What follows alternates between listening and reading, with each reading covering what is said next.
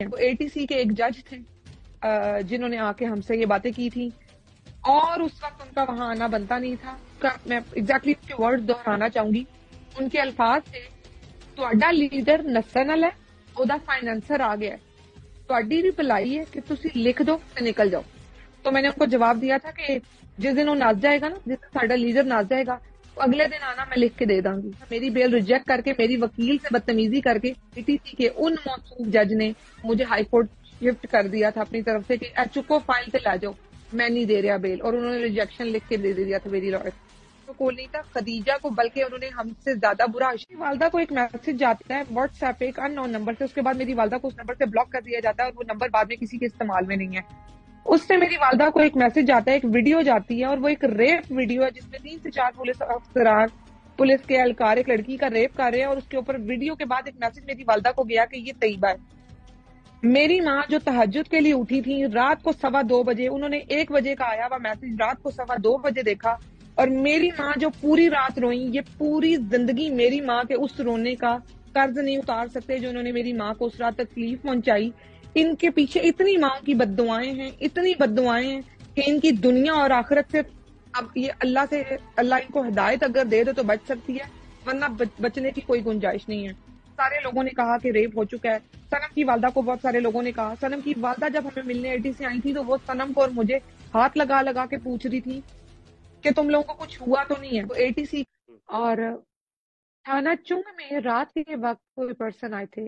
ایک تو A S I ناصر اقبال تھے جنہوں نے ہمیں بلوایا پہلے، پھر انہوں نے ہمیں لے کے جانے کی کوشش کی، انہوں نے ہمیں کہا کہ گاڑی میں بیٹھے. ہم تھانہ چنگ مین انٹرنس، مطلب باہر والا گیٹ تو باہر ہے، ابھی ہم تھانے کی حدود میں اندر تھے، تو اس کی سٹیئرز اوپر سے نیچے آتی ہیں. تو ہمیں وہ کہتے تھے نیچے، تو میں اور سنم وہاں کھڑے ہو گئے تھے. تو ہم نے ان سے پوچھا تھا، سنم نے ان سے پوچھا تھا ہم کہاں جا رہے ہیں.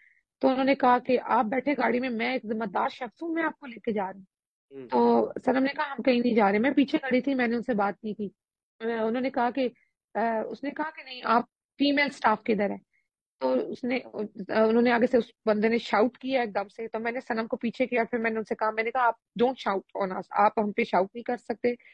جا کے فیمیل سٹاف لے کے آئے، ہم 2 منٹ میں آپ کے ساتھ چلیں گے. فیمیل سٹاف نہیں، ہم نہیں جائیں گے. تو انہوں نے آگے سے ہمیں کہا میں ایک ذمہ دار شخص ہوں، میں لے کے جاؤں گا، یہ میرے ساتھ اور افسران بھی ہیں، 4 لڑکے تھے ان کے ساتھ. تو ہم نے کہا جی نہیں سوری، آپ 5 آدمی ہیں، ہم 2 لڑکیاں بالکل آپ کے ساتھ نہیں جائیں گی. کیونکہ ری اریسٹ ہونے کے بعد تھانہ چنگ جس دن ہم پہنچے تھے شام کو، انہوں نے وہ 13 عورتوں میں سے، کیونکہ 3 خواتین وہ تھیں، 14 عورتیں رہ گئی تھی، 17 میں سے 3 خواتین وہ تھیں جن کے فادر کی ڈیتھ آئی تھنک ہو گئی تھی جب وہ جیل کے اندر ہی تھی جس دن ایم پی او ختم ہوا تھا. تو پھر انہوں نے ہمیں کہا جی کہ آپ بیٹھے گاڑی میں ایک ذمہ دار شخص ہوں. تو ہم نے ان سے کہا جی ہم نہیں جا سکتے، آپ فیمیل سٹاف بلوائیں، دین ہم انشاءاللہ جائیں گے. انہوں نے وہاں چیخا چنگاڑا، ہم نے واپس ان کے ساتھ بدتمیزی کی کہ جی نہیں آپ چیخے چنگاڑے نہیں. ہم لوگ وہاں بیٹھ کے نیچے، میں اور سنم، اور ہم نے کہا گھسیٹ کے لے جائیں، پھر لے کے جانا ہے تو ایسے نہیں جائیں گے.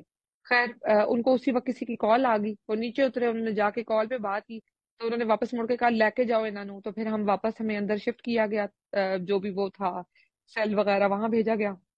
اس کے بعد انہوں نے ہمیں کوئی رات کو مطلب یہ سب ہوا تھا کوئی 12:30-1 کے قریب. اس کے بعد کوئی 1.5 گھنٹے بعد 2:30-3 کے قریب انہوں نے ہمیں اوپر بلوایا. اوپر والا فلور تھا تھانہ چونگ کا، تو اوپر وہ جناب اپنے کمرے میں لیٹے ہوئے تھے، اور انہوں نے کہا جی لا کے بٹھائیں ان دونوں کو ادھر. تو وہ سامنے براجمان تھے اور ہم دونوں کو سامنے بیٹھنا پڑا. اور پھر وہاں پہ 2 لڑکے جو تھے وہ گنس کے ساتھ تھے، آفیسرز آئی تھنک وہ تھے، اور وہ موصوف جو تھے وہ لیٹے ہوئے تھے سامنے.